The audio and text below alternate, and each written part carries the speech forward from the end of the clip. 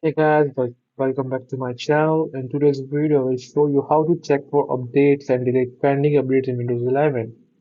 If you are stuck with the pending updates, I will help you out. Go to search bar, then look for settings, open settings. Now you just follow my steps. As you can see in the left panel, the last option is Windows Update.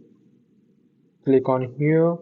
Now you can see my Windows updates are up to date. For checking the updates in your PC or laptop, just click on check for updates. Now it will start checking updates.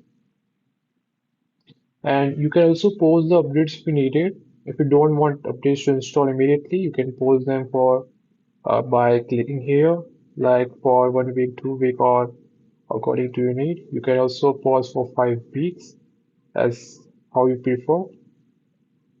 Now you can directly download from here if you have any latest update in your Windows 11. Now, how to delete an pending update in Windows 11. Now, to delete, uh, go to update history. As you can see here, update history. Now, you can see all the downloaded updates in your Windows 11. You can see here. Now, if I want to uninstall my pending update, I have to click on uninstall updates. As you can see in the latest settings. Just click on it. Now find the update you want to remove and click install. It's so easy. You can install by clicking on here. As I don't want to install, I will not install right now. And that's it.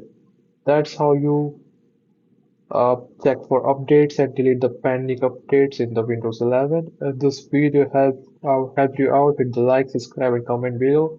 If you have any issues, thanks for watching, and I will see you in the next video. Bye bye.